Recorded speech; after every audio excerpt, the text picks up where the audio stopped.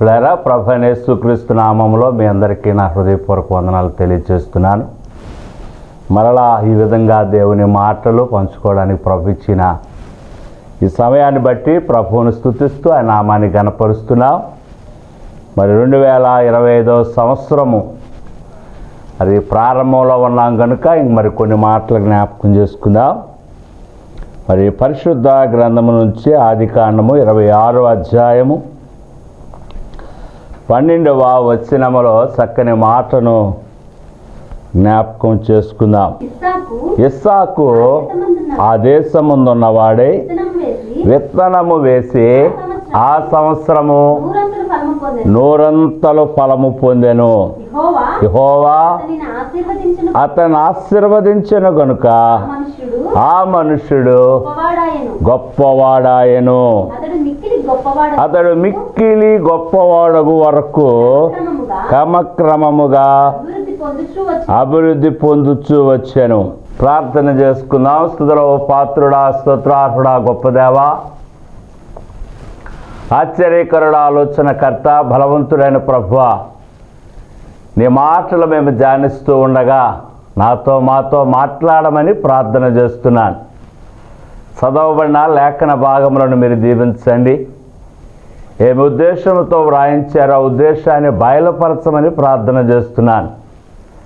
పరిశుద్ధాత్మ దేవుడా, బలహీనుడను నీ సన్నిధిలో నిలబడి ఉన్నాను.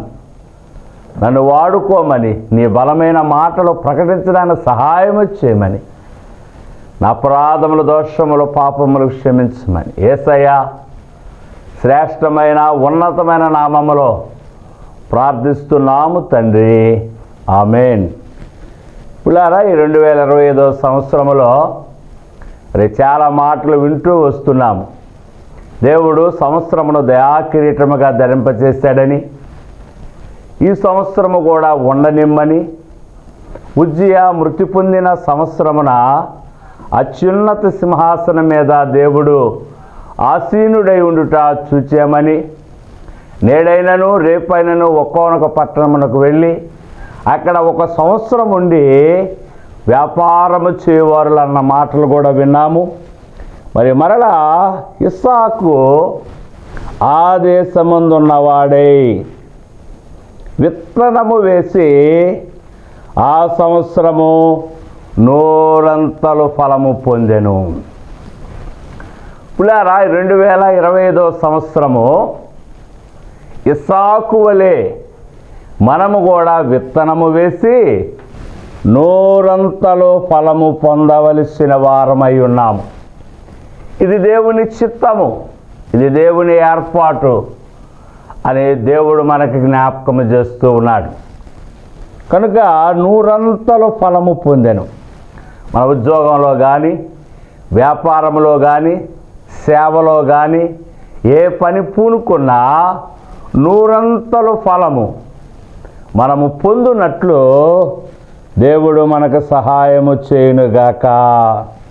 కనుక నూరంతలు మనము ఫలించడమే కాకుండా ఇక్కడ ఇంకో మాట జ్ఞాపకం చేస్తున్నాడు.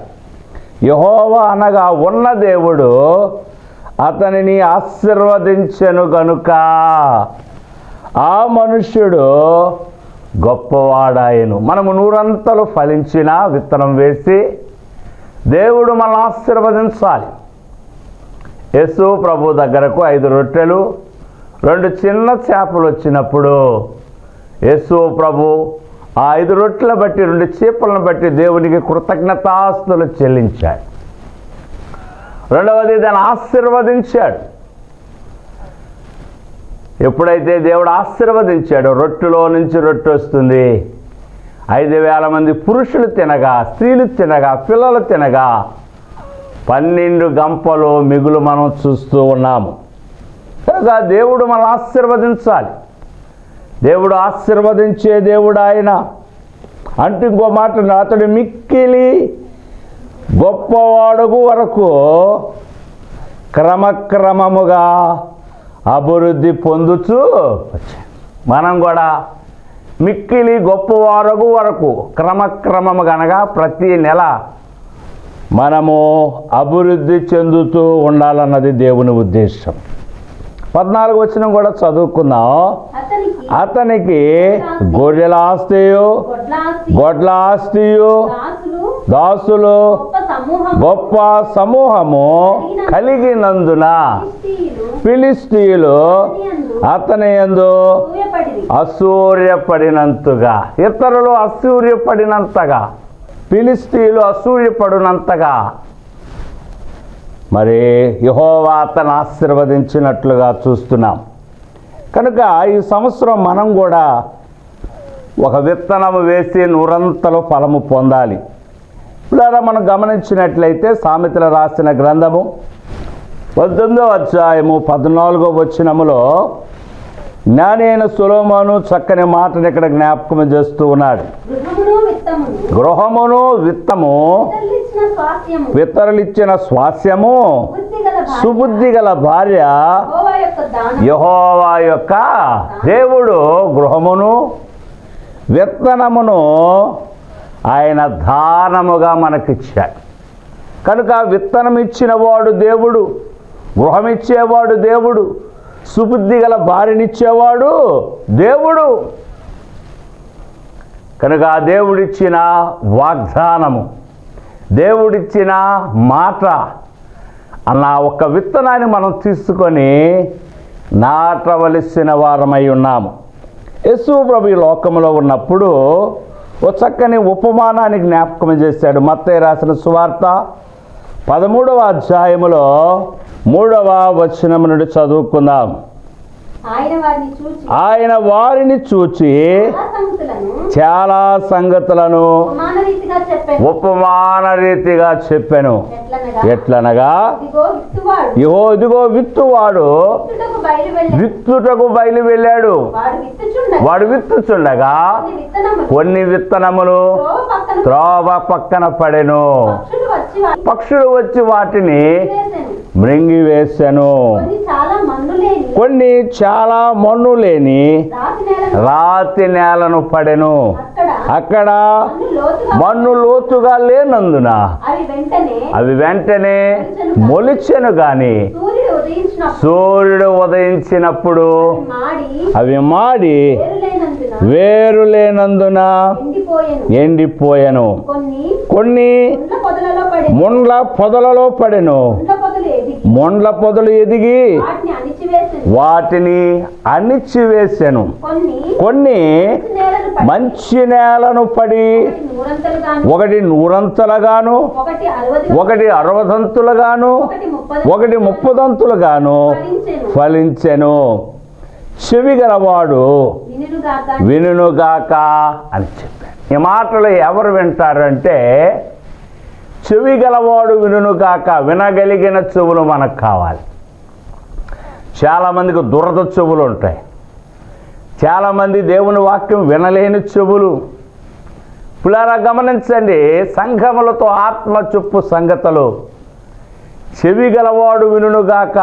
ఈరోజు ఈ వాక్యాన్ని వింటున్న మనకు దేవుడు అటువంటి అనుభవంలోనికి నడిపించునుగాక. కనుక విత్తువాడు విత్తుచుండగా, పులారా దేవుని వాక్యాన్ని దేవుని సేవకుడు విత్తుచుండగా అని జ్ఞాపకం చేస్తున్నాడు. ఇదే మాటను దేవుడు చాలా స్పష్టంగా మనకు తెలియజేస్తూ ఉన్నాడు. ఇందులోనే 13వ అధ్యాయములో 36వ వచనం చదువుకుందాం. అప్పుడు ఆయన జన సమూహములను పంపివేసి ఇంటిలోనికి వెళ్ళగా శిష్యులు ఆయన ఎద్దుకు వచ్చి పొలములోని గురుగులను గూర్చిన ఉపమాన భావము మాకు తెలియ చెప్పమనిరి. అందుకైన ఇట్లనెను, మంచి విత్తనములు విత్తువాడు మనుష్య కుమారుడు. పొలము లోకము, మంచి విత్తనములు రాజ్య సంబంధులని జ్ఞాపకం చేశాడు. కనుక విత్తువాడు మనుష్య కుమారుడు, దేవుని కుమారుడు, దేవుని సేవకుడు. ఈరోజు రేడియోల ద్వారా, టీవీల ద్వారా, సువార్త కూడికల ద్వారా దేవుని వాక్యాన్ని విత్తుచున్నారు. దేవుని వాక్యాన్ని వెదజల్లుతూ ఉన్నారు. దేవుడి లోకంలో ఉన్నప్పుడు 3.5 సంవత్సరాలు రాజ్య సంబంధమైన పరలోక సంబంధమైన సువార్తను ఆయన ప్రకటించినట్లుగా చూస్తూ ఉన్నాను. ఆయన పోతూ పోతూ ఆ బాధ్యత భారము దేవుని కుమారులమైన సేవకులకు లేక ఆయన పిల్లలకు ఆయన అప్పగించాడు. కనుక దేవుని వాక్యాన్ని విత్తేవారముగా ఉండాలి. ఎందుకంటే విత్తనములో జీవం ఉన్నది, విత్తనములో గొప్ప ఆశీర్వాదం ఉన్నది. పిల్లరా గమనించుదాం. కనుక విత్తువాడు విత్తుచుండగా త్రోవ పక్కన కొన్ని విత్తనాలు పడ్డాయి. దేవుని వాక్యాన్ని ప్రకటిస్తున్నప్పుడు దారిని పోతున్నవారు, మరి అటు ఇటు వెళుతున్నవారు అనేకులు వాక్యాన్ని వింటారు, కానీ మరి అవి కనబడుతున్నాయి కనుక పక్షులు వచ్చి వాటిని మృంగివేసి ఉన్నవి. కొన్ని చాలా మన్ను లేని రాతి నేలను పడ్డాయి.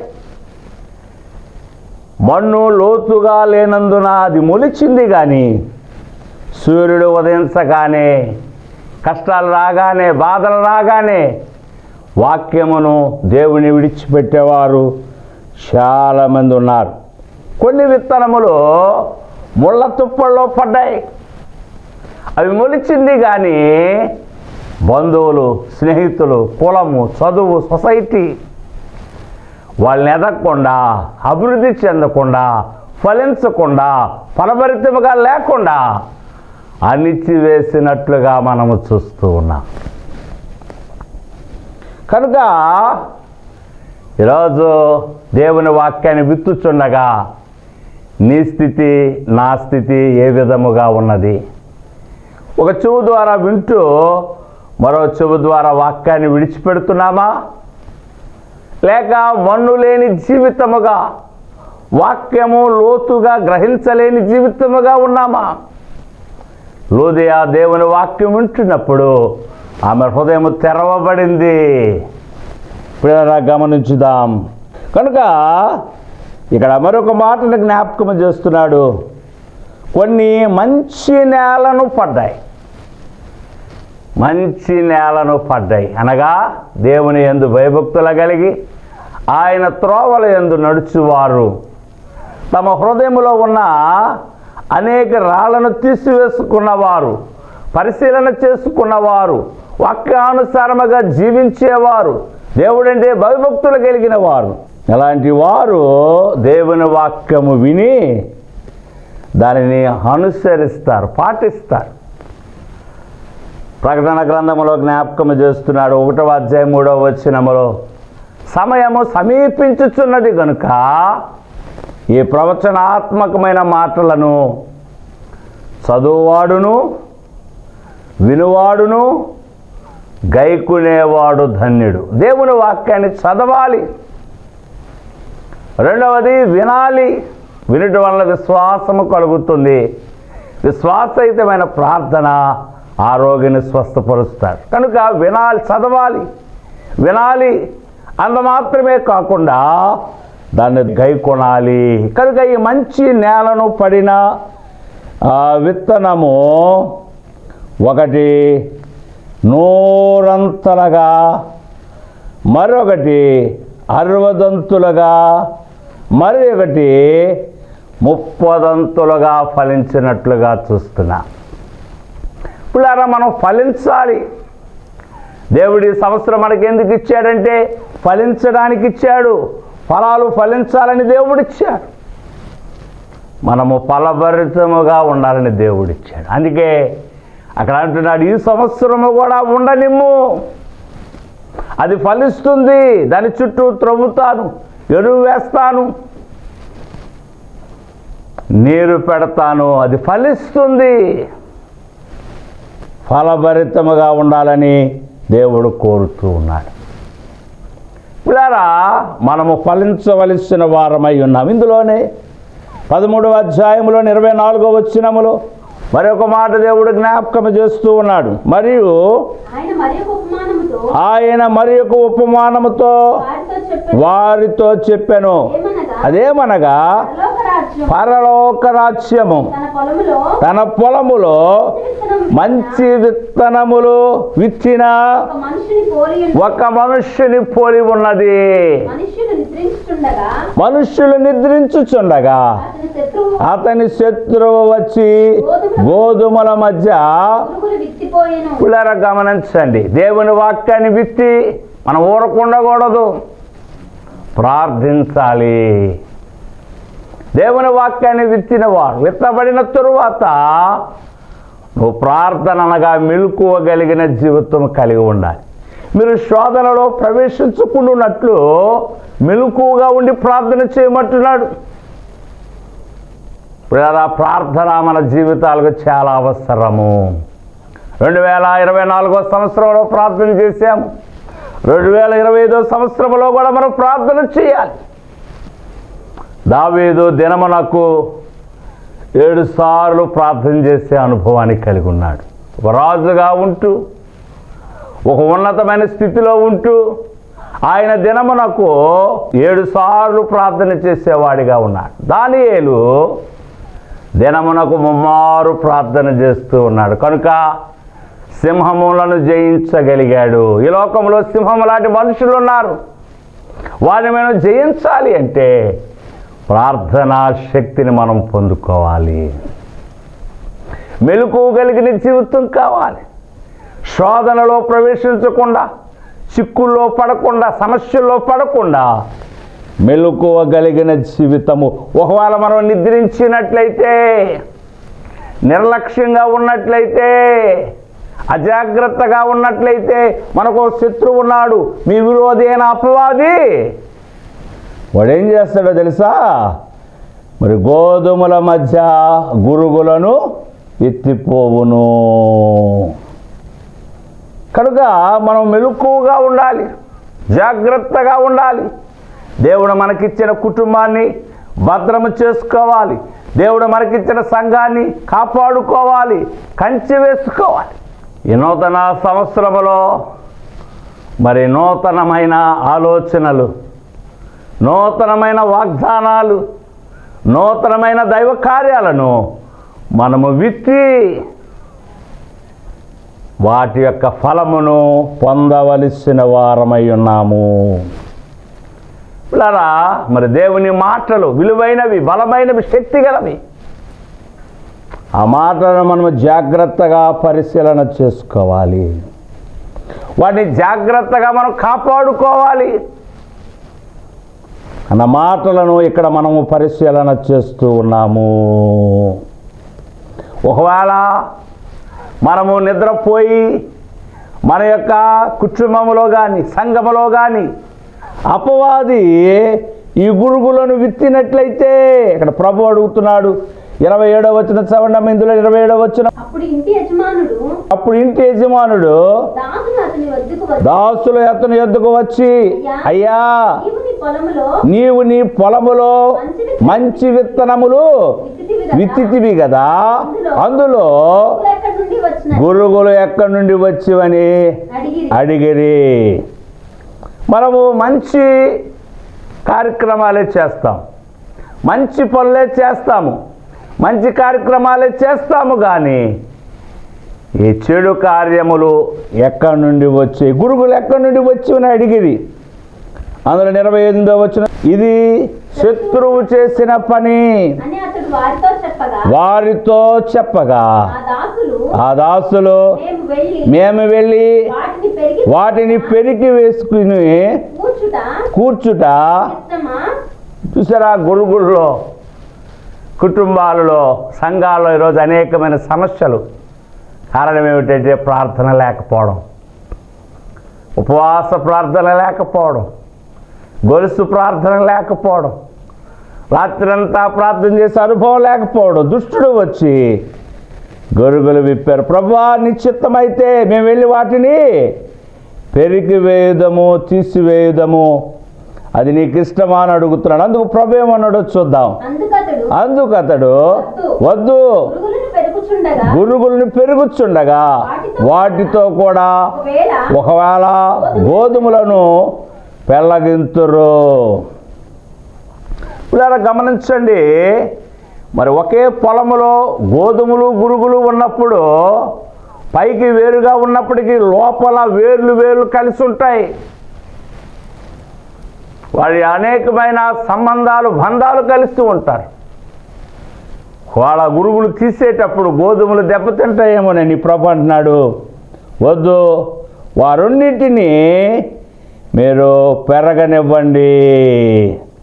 వాటితో కూడా ఒకవేళ గోధుమలను మీరు పెళ్ళగిస్తారేమో, గురుగులతో పాటు గోధుమలను మీరు పెళ్ళగిస్తారేమో అంటూ 30వ వచనం అంటున్నాడు, కోతకాలము వరకు రొంటిని కలిసి ఎదగనీయుడి.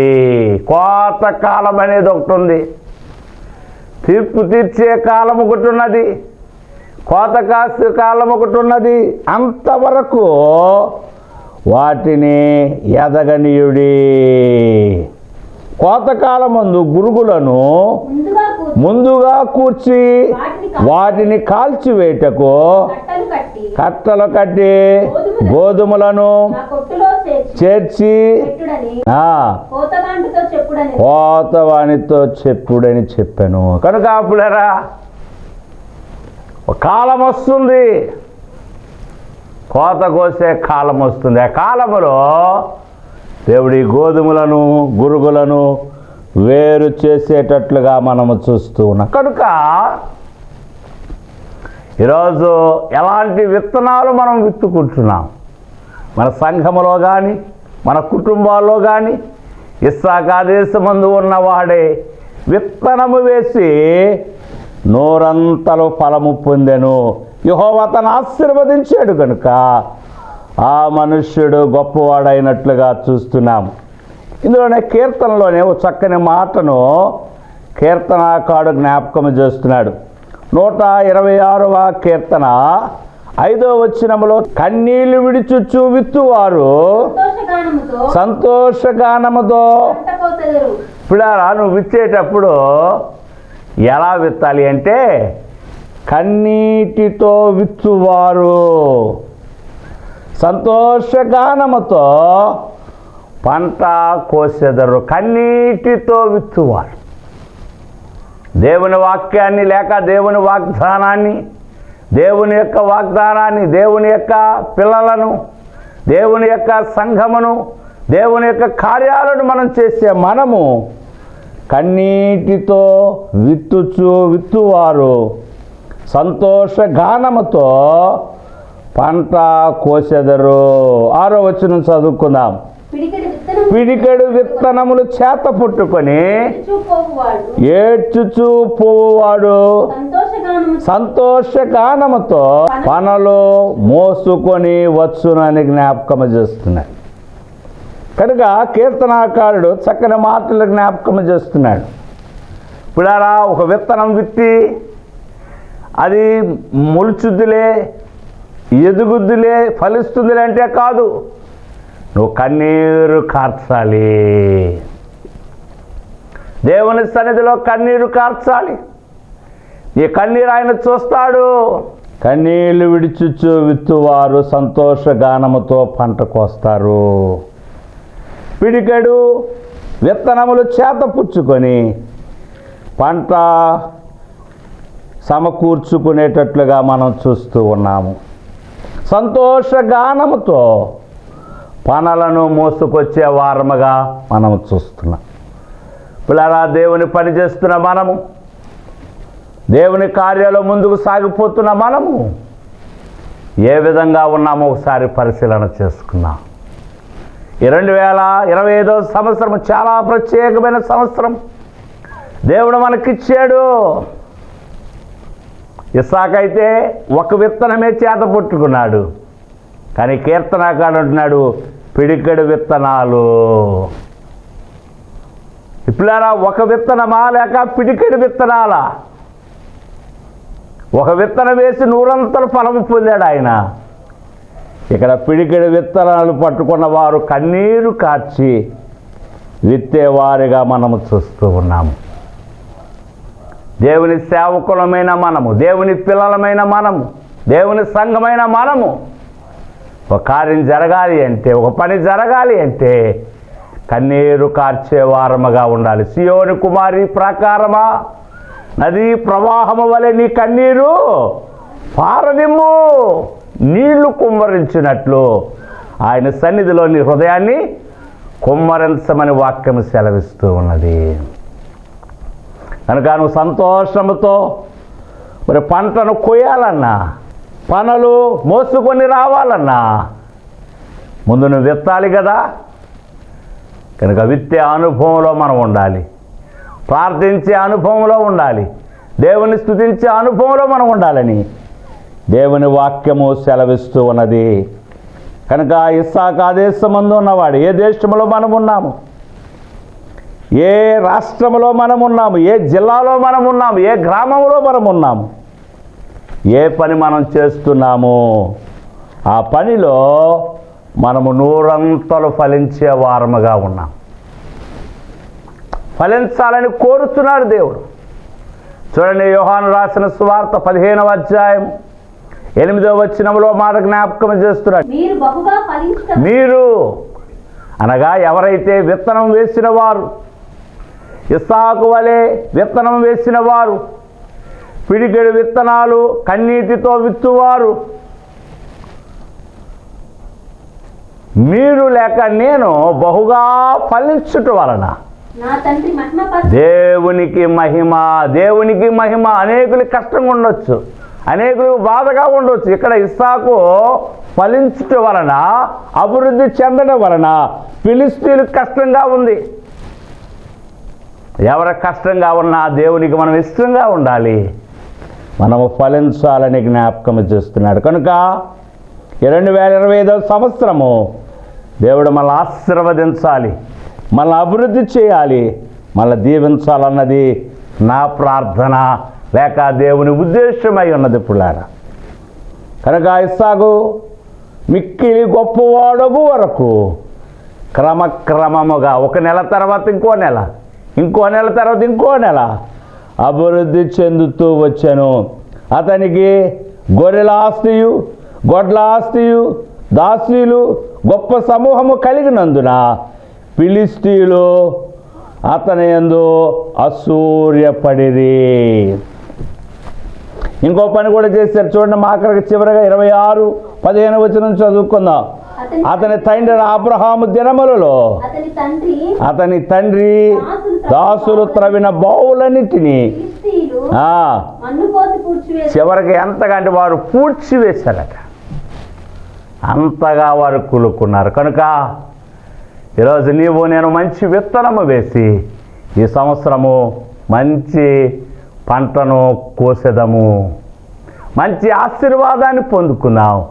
దేవుడు ఈ మాటలను దీవించునుగాక. ప్రార్థన చేసుకుందాం. స్తుతుల పాత్రుడా, స్తోత్రార్హుడా, గొప్ప దేవా, ఆశ్చర్యకరుడు, ఆలోచనకర్త, బలవంతుడైన ప్రభువా, ఇస్సాకు దేశమందున్నవాడే విత్తనము వేసి నూరంతల ఫలము పొందాడు. ఆ మాటలు దేవుని గ్రంథంలో రాయబడ్డాయి ప్రభువా. అయితే ఈరోజు ఆ స్థానంలో నా పేరు ఉంచడానికి ఫలానా సంఘము, కుటుంబము, వ్యక్తి విత్తనము వేసి ఈ 2025వ సంవత్సరము నూరంతల ఫలము పొందాడు. ఇలా ఫలము పొందుట నీకు మహిమ, మాకు ఆశీర్వాదము నాయన, నీకు వందనాలు. దేవుని వాగ్దానాలు ఎన్నో మా జీవితంలో మీరు సిద్ధపరిచున్నారు. వాటిని మేము కన్నీటితో విత్తుచు పంట కోసే వారంగా మార్చమని, ఈ వాక్యాన్ని ఎవరైతే వింటున్నారో వినగలిగిన చెవులు దయచేయమని యేసయ్య శ్రేష్ఠ నామములో ప్రార్థిస్తున్నాము తండ్రి, ఆమేన్.